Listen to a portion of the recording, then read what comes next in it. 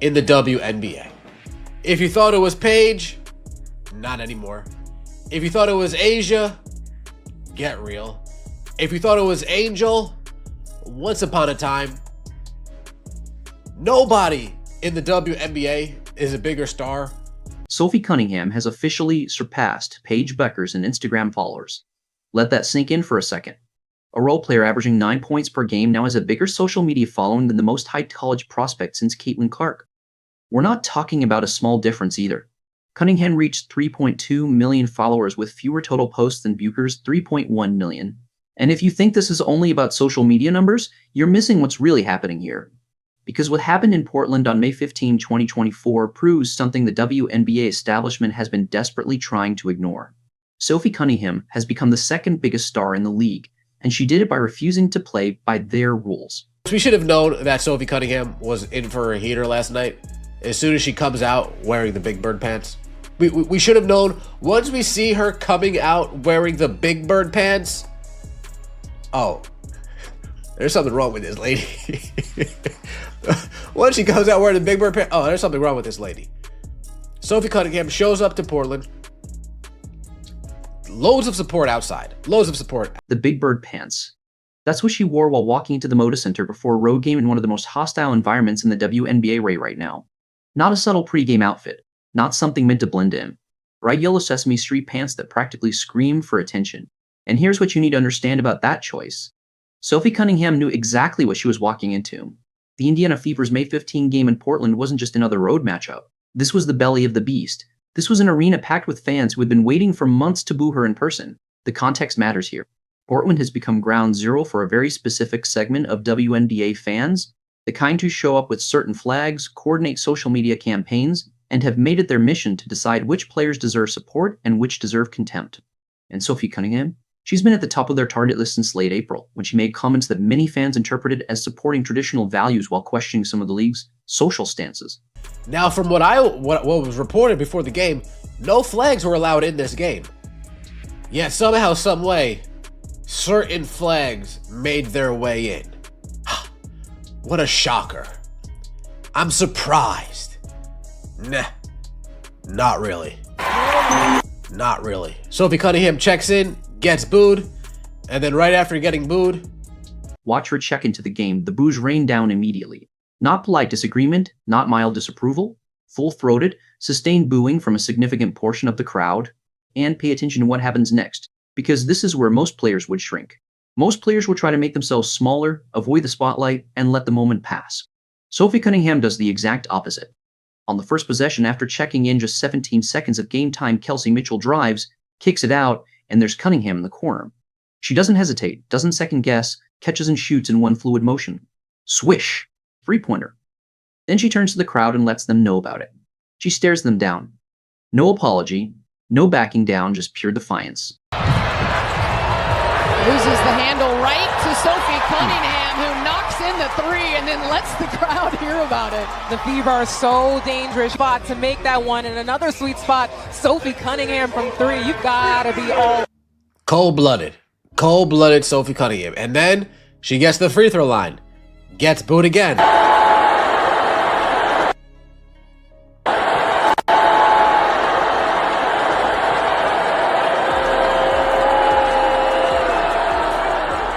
But it doesn't stop there. In the second quarter, she gets fouled while shooting a three and heads to the free throw line. The boos intensify. You can hear them clearly on the broadcast. And she knocks down all three free throws without even the slightest flicker of emotion. Then she gets back on defense, immediately jumps a passing lane, steals the ball, takes it the other way herself, finishes through contact and one opportunity. The third quarter is where it gets really interesting.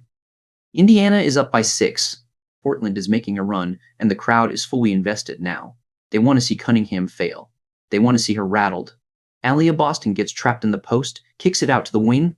Cunningham catches it, takes one dribble, pulls up from 23 feet splash. Then she turns to the crowd again. The boos get louder, but you can hear something else mixed in now, reluctant appreciation.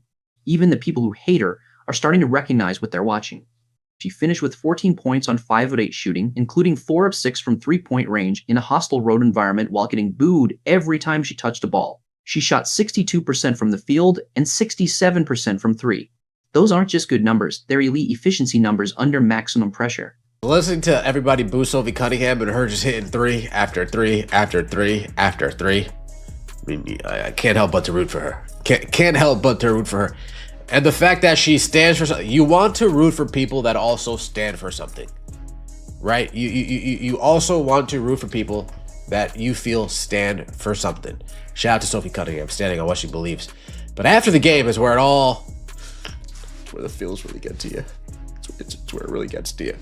The reaction on this young fan's face when Sophie Cunningham gifted her a game-worn After the game, Sophie Cunningham did something that perfectly captured why she's become such a polarizing figure. She spotted a young fan in the stands, a little girl wearing a Caitlin Clark jersey, sitting with her mom. Both were clearly Fever supporters who had traveled to Portland for the game. Cunningham took off one of her game-worn shoes and handed it to the young fan. Now watch the mom's reaction. She starts crying, not just getting emotional, but shedding real tears. And you might think that's an overreaction to a basketball shoe. But that mom understands something many people miss. Her daughter had just watched someone stand up to a hostile crowd, perform under intense pressure, refuse to back down from her beliefs, and then show grace and kindness afterward. That's not just a basketball moment. It's a life lesson about courage and conviction. The little girl is ecstatic, completely overwhelmed. Sophie takes a selfie with both of them, and the mom can barely hold herself together. And here's what makes this so significant. This wasn't a planned PR moment. This wasn't coordinated with the team. Celebrating girls, this should be the story of the WNBA.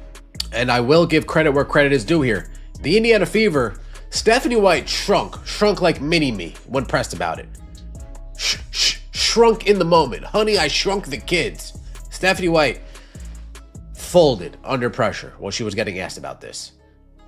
Sophie hits it with the, I said what I said. The people booing Sophie Cunningham in Portland represented a very specific faction of WNBA fandom, and we need to be precise about who we're talking about here, because this wasn't about all Portland fans, or even most of them. This was about a coordinated group that had made it their mission to decide which players deserved support and which didn't. Food! Not letting it affect her only adds to why people will continue to root and support Sophie Cunningham. Let's get right into it, shall we? Like the video, hype the video. Let me know your thoughts in the comments section below and subscribe to the channel. That would mean so much to me. Sophie Cunningham went into last night. Sophie Cunningham walked into last night's game. Here's what the Instagram follower count really tells us. It's not just about vanity metrics. A social media following in 2024 is a direct reflection of cultural impact and marketability. When Sophie Cunningham surpasses Paige Beckers in followers, brands take notice. Casual fans start seeking her out. It means she's generating conversation and engagement at a level that most WNBA players never reach. Paige Beckers is supposed to be the next face of the league. She's been on magazine covers since her freshman year at UConn. She's landed major brand deals before playing a single WNBA game. The league has invested enormous resources into building her profile, and Sophie Cunningham, a second-round pick from Missouri who was never expected to be anything more than a 3-and-D role player, has now surpassed her in social media reach. That's not an accident. That's not luck. That's what happens when someone becomes genuinely compelling to watch. Not because the league tells you to care, but because they give you a reason to care. Sophie Cunningham has become must-watch television. When she checks into a game, people pay attention. When she shoots, people hold their breath. When she speaks, people listen. That's stardom. Real stardom, not manufactured hype. Now, let's talk about what happened with the Indiana Fever's response to all of this, because this is where things get complicated. The Fever's head coach, Stephanie White, was asked directly about the controversy surrounding Sophie Cunningham. She was asked about the booing, the social media campaigns, and whether the team had any concerns about the attention their player was receiving. And Stephanie White folded like a cheap suit. She delivered the most generic, carefully crafted corporate response possible. She talked about respecting everyone's perspectives, mentioned that the team was focused on basketball, and avoided taking any clear position on whether it was acceptable for fans to target one of her players because of personal beliefs. It was a masterclass in saying nothing while using a lot of words. And look, I understand the position she was in. Coaches have to navigate relationships with ownership, sponsors, and the league office. But at some point, you have to protect your players. At some point, you have to say that targeting someone for their personal beliefs is not okay. Full stop. Sophie Cunningham, meanwhile, took the I said what I said approach. She didn't backtrack, didn't apologize, didn't try to clarify, contextualize, or soften her position. She simply stood by it. And that contrast between the coach's careful political maneuvering and the player's straightforward conviction tells you everything about why Sophie has connected with so many fans, while others haven't. But here's where I'll give the Fever credit. Their social media team posted the video of Sophie giving her shoe to the young fan. They didn't have to do that. They knew it would generate backlash from certain segments of the fan base. They knew it would be viewed as taking a side in a cultural debate. And they posted it anyway. That took courage.